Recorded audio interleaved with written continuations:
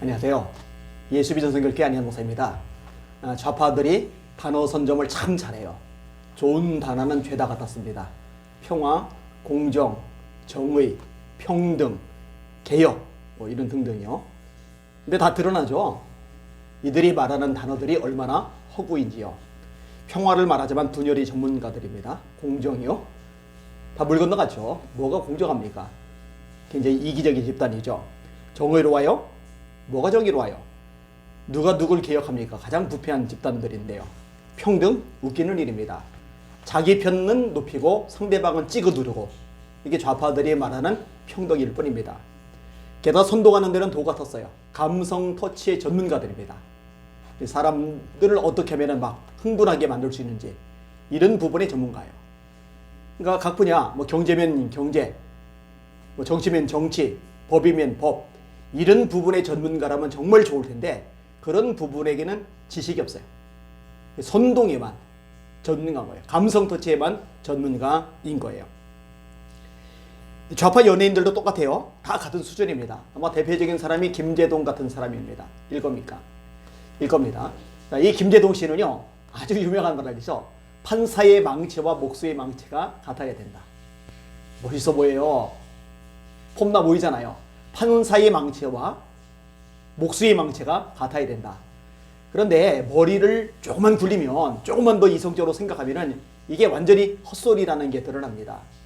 여러분, 목수가 망치질을 잘못해서 못을 잘못 박으면요, 그 못을 빼내고 다시 박으면 돼요. 근데 판사가 망치질을 잘못해서 판결을 잘못 내리면요, 한 사람의 인생이 박살납니다. 때로는요, 한 사람의 인생이 박살나는 게 아니에요. 국가 전체가 휘청거리게 됩니다. 최근에 추미애 법무부 장관과 윤석열 검찰총장이 법정에서 소송을 벌였잖아요. 판사가 윤석열 검찰총장의 손을 들어줬죠. 제대로 된 판결을 내린 거예요. 근데 만약에 그 판사가 추미애 법무부 장관의 편을 들어줬다면요, 나라는 절망의 구렁텅이에 굴러 떨어지고 말았을 겁니다. 목수의 망치와 판사의 망치가 절대로 같을 수가 없는 거예요. 근데 머리가 안 되는 사람들이 열광하는 거죠. 멋있다고는 거죠. 비극입니다. 비극. 자, 좋다 그렇다 쳐요. 자기가 그렇게 말을 했으니까 그러면 자기가 그렇게 한 말을 책임져야 될 거 아니에요. 근데 김제동 그런 거 책임질 만한 사람이 아니죠. 아니, 판사의 망치와 목수의 망치가 같아야 된다면은 본인의 강연과 다른 사람들의 강연도 같아야죠. 하늘과 땅만큼 차이가 납니다. 한때 난리가 났었죠. 대전시 대덕구 청소년 상대 강사로 가게 됐었는데 1시간 30분 강사비가 1,550만 원. 이게 들통나가지고 난리가 났었어요. 대덕구는 재정 자립도가 낮은 자치단체입니다.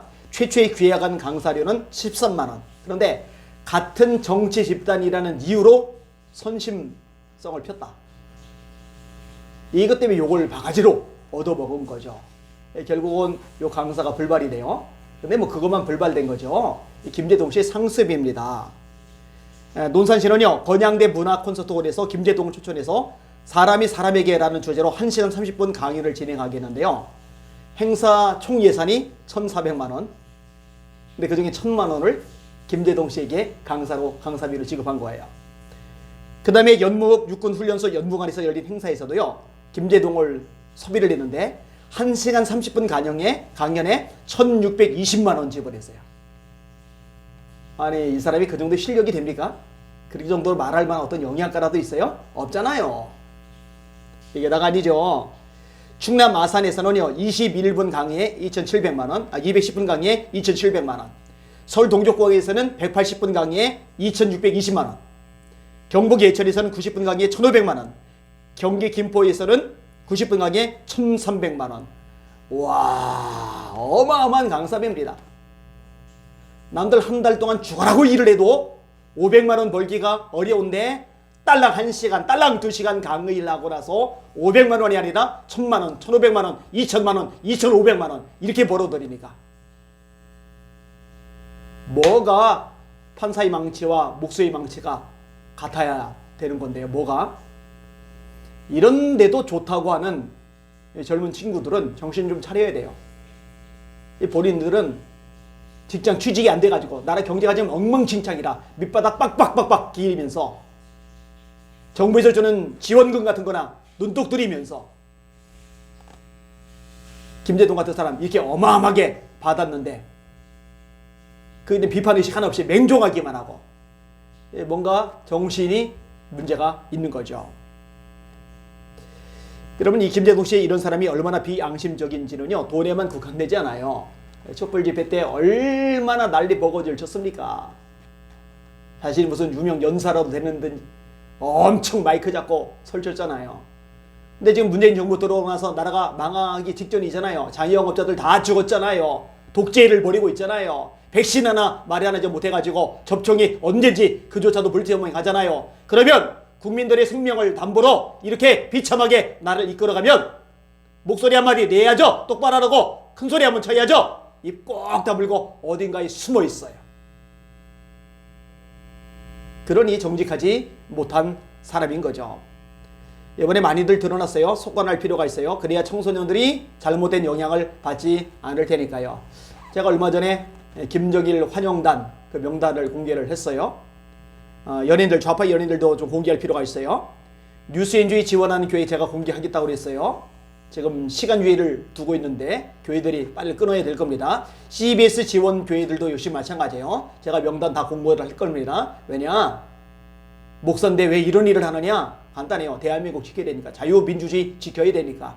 한국교회 예배의 자유 지켜야 되니까. 더 이상 좌파 세력이 이 대한민국을 망가뜨리지 못하도록, 한국교회를 박살내지 못하도록, 예배를 짓밟지 못하도록 이게 차단하고 막아내야 되니까요. 이런 일 계속 해나갈 겁니다. 여러분들도 관심을 가져주시고 좀 주변에 많이 알려줘서 더 이상 국민들이 속지 않도록, 특히 젊은이들이 속지 않도록, 청소년들이 헷갈려서 속아 넘어가지 않도록 막아주는데 앞장서 주시기를 주님의 이름으로 부탁을 드립니다. 오늘도 힘냅시다. 화이팅! 할렐루야!